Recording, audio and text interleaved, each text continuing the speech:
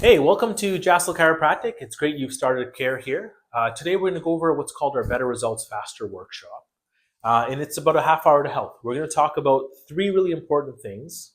One, we're going to talk about what health is and how you can measure your health. Two, talk about how your body works. And three, we're going to talk about that word subluxation. You've heard it a few times already so far. I want to give you a clear idea is what is a subluxation, how do you get them, and how do they affect your body? Now, for a lot of people, when I ask them if they're healthy or not, they say one of two things. I feel bad, I'm unhealthy, and I feel good, I'm healthy. And that's how they judge their health, based on how they feel. They wake up one morning, they feel good, they don't really do anything about it. They wake up the next morning and they feel bad, they go ahead and do something about it. I think a lot of people have been sold this idea that if you have symptoms, you must be sick. And if you have no pain, there's no problem. And a lot of people, they're judging their health based on these two belief systems that, in my opinion, is one of the reasons why they have the health concerns that they do. People have been sold over time these ideas that if they feel good, they must be healthy. And I'm going to try to break that belief system, that point of view for you.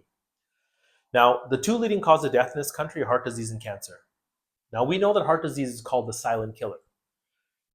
90% of the people that will have heart attacks or plaquing of their arteries or poor heart issues, they'll feel it when they have a heart attack. Unfortunately, half those people are going to die within minutes of feeling a heart attack.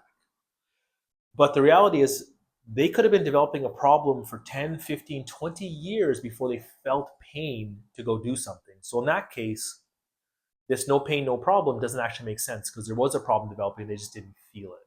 The same is true with cancer.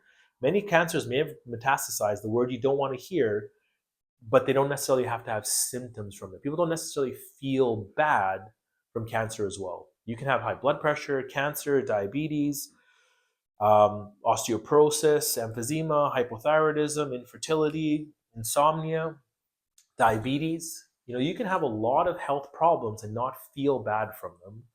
But, if you think about it hard, you're not healthy, or these people aren't really healthy. So we want to get out of this idea of you must be feeling good if you're well, because you can actually have disease and feel just fine. Now, we're going to, a lot of people get that concept of I can feel okay and be unhealthy. What I want to give you is actually the concept that you can actually feel bad and be showing proper signs of health. Now, most people have vomited, and anyone who has a child knows that they have fevers, and people have coughed and sneezed all the time. Now, on a short-term basis, for minutes to hours, sometimes days on end, these are actually healthy signs of an immune system that might be working properly. If I went to go have some water here and accidentally there was something, a cleaning chemical in here, my body would begin to vomit that up. And although it feels bad, it's actually a healthy mechanism of my body getting things from inside my system out. The same is true with fevers. You need fevers for white blood cells or fighter cells of our immune system to come into play. Sometimes when we cough or sneeze, although they're very uncomfortable, our body's getting things from inside the system out.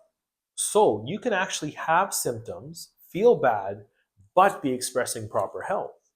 And so we're not going to look at symptoms as being problems, say that we're going to look at them as signals from the body that there might be a problem. And some symptoms we're going to say are actually healthy. Some symptoms, they might be showing us that there's an underneath problem, but we have to figure out what it is. When people come to us and they have muscle spasms, most times the muscle spasms aren't the problem. They're the body trying to protect from a problem. Somebody comes to us and they're like crooked like this. This is not the healthiest place to be, but it could be the safest place to be for that person.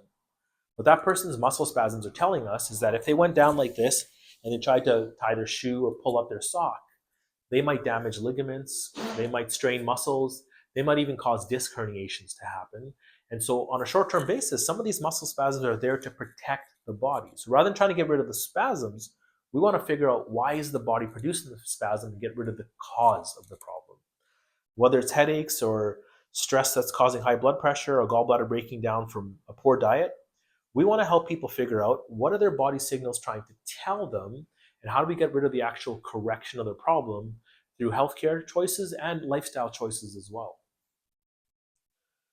So at the clinic here, we ask how people are functioning to determine their health, not necessarily how they're feeling. We're going to look at how their body's working to determine have they corrected their health problems, and are they moving towards better health. Now, our bodies work properly or improperly to the control of one system. That's the nervous system. Now, the brain coordinates and controls 6 billion cells. It controls all your hormones, your chemicals, your immune system function, your healing, repair, your muscle tissues, your mobility, your sleep, your energy. Every function of your body is controlled through the nervous system. It's a communication between your brain and your body. And simplistically, is the brain and the body are communicating properly, we should have perfect health. Your digestion changes whether you just ate or you didn't eat. Your blood pressure changes whether you're going for a run or you're sleeping. Your breathing changes depending on what time of year it is, how much you weigh, how thick your skin is. All these things constantly are changing based on input of information to your brain and output based on how the nervous system transmits information. Now, what happens is, pardon me, that term we talked about, a subluxation. If the bones of your spine are not working properly or sitting in the wrong position, and may affect the nerve transmission from your brain to your body, that's where we lead to a lot of poor function, which could lead to breakdown, degeneration, disease. And so when these nerves are being compromised, the body and the brain lose their communication. So if it's muscle tissue here, it could be muscle spasms or muscle weaknesses, or maybe it's constipation or diarrhea. It's high blood pressure, it's low blood pressure. It's I can't sleep, I sleep all the time. It's I have too much insulin, I don't have enough insulin. But whatever's here is going to be away from normal. And if you keep those subluxations and the nerve interference there, that's where breakdown starts to occur. And so a simple way of looking at a subluxation is the spine interfering with the nerves. Now, there's 3 things that cause them: physical stress, chemical stress, and mental emotional stress. And it's not usually 1 or 2, it's a buildup of usually all 3. Now, a lot of people, they understand physical stresses. They get in a car accident, they're gardening and they hurt their backs, they sit at a computer, they fall while they're playing sports because they feel these issues. But harder than physical stresses are chemical stresses: alcohol, refined carbohydrates, smoking, toxic cleaning chemicals. And then even tougher than that on the body are mental emotional stresses: poor self-esteem, being stuck on social media, working 70 hours a week, not getting enough sleep, fighting with your spouse, a child who's sick.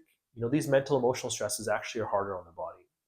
And our nervous system and our immune system, they have actually great stress responses. But when we go beyond how much stress we can handle, and we overload our cup and it starts to flow over, that's when these subluxations are formed. And what happens is the longer we keep these subluxations, the longer your nervous system is compromised, the less you can handle stress. So what we find is when people have chronic or long-term subluxations, the amount of stress they used to handle now goes down. So the same run causes back pain, the same couple of beers causes headaches, the same lack of sleep causes dry skin. We'll find that the same stresses as 5 years ago cause more problems because their nervous system has lost its capacity to heal and self-regulate. Now, the nervous system, 90% of it is for function. Only 10% of it's for pain. And that leads us back to that, what we're talking about at the start, that no pain, no problem. When people are trying to get themselves out of pain and that's their primary goal with their healthcare, they're spending all their time, resources, and money on trying to get 10% of their bodies to work better. And we're going to flip it. If you spend the same amount of energy and resources on focusing on the function of the nervous system, that's when 90% of it work better. And that's really what we find. People get health benefits, usually bigger than they thought they were going to come with, and that last a lot longer as well. Now, we see a lot of children here at the clinic because their nervous system is responsible for how they handle stress, their immune system function, their growth and development.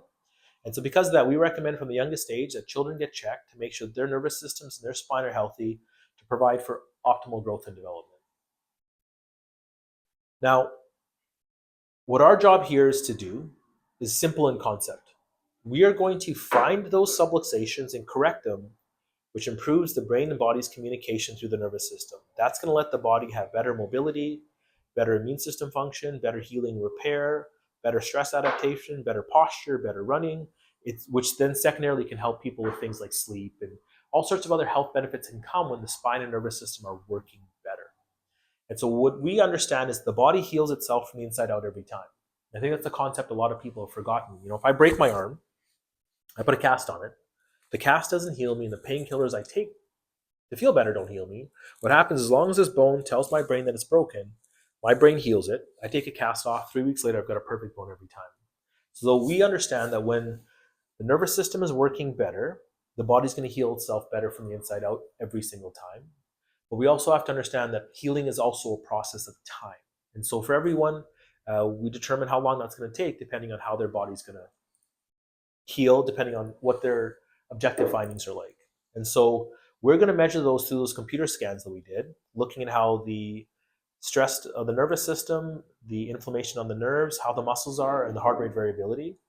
And so we want to get these all to levels of white and get these scans, that core score we did, into the mid to high 80s. And the longer you keep it there, the more your body's going to heal and recover. And so we're going to measure how your body's doing with these objective scans.